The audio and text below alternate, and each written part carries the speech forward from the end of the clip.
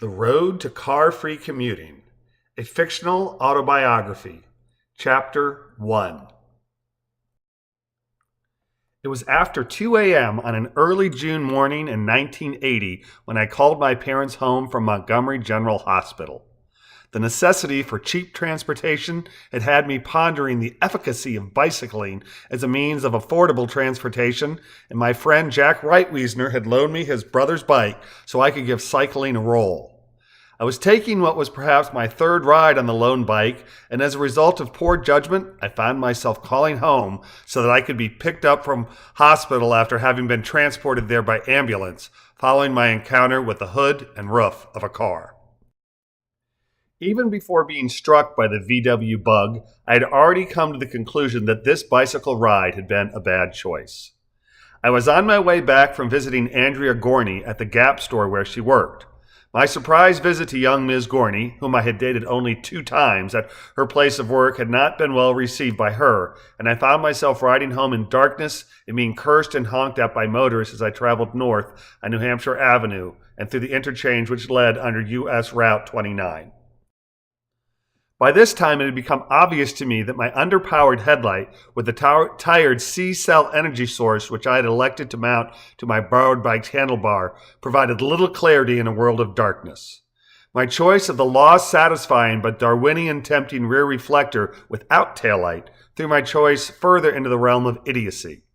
15 minutes after passing the US 29 intersection, I lay on my back in the middle of New Hampshire Avenue's median just south of Randolph Road. I had been hit from behind while in a left turn lane, so as the speed of the oncoming car was low, so was the force of impact.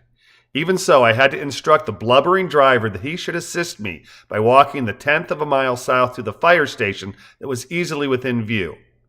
Even though I was a scant 2 miles from home and knew the turf well, I found it odd that a just turned 19-year-old collision victim, was the one taking control of the situation. The driver saw the logic of my suggestion and eventually composed himself enough to walk to the fire station and get help.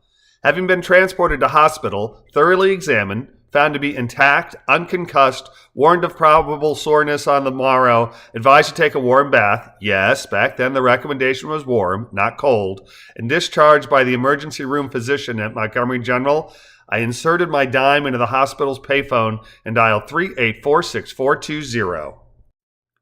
A 7-digit number was all that was required in almost all parts of the country in 1980, even in large metropolitan areas, because virtually no one had a portable phone. Thus my need for the payphone. Without cell phones, the possible phone numbers within an area code were not all consumed in the redundancy of seemingly every citizen having a personal phone, so a single area code worked for even large metropolitans, making dialing easier but making payphones working tools rather than airport oddities. Interestingly, it had been about 10 years earlier that I had only had to dial 4 numbers rather than 7 because the Midwestern town that I previously lived in did not require the use of the 3-digit exchange until very late in the 1960s. The phone rang and my mother Betty answered with, "Hello?" Speaking about as quickly as I could, I said, "Hi Mom, it's me, Keith, I'm fine, let me talk to Dad." Betty knew something was up because A, it was 2 in the morning, B, I had called her Mom and my father Dad, even though for years my brothers and I had referred to our parents by their first names, and 3, I had asked to talk to Frank, the disciplinarian of the family, rather than her. Even so, she replied with, "What's wrong?" "Nothing's wrong, I'm fine, let me talk to Dad." "Where are you?" "I'm fine, I'm at Montgomery General." Her response was, "Let me get your father," and she promptly gave the phone to Frank. Dad came and got me, and the next day Jack and I retrieved the bicycle from the police station where it had been taken for safekeeping.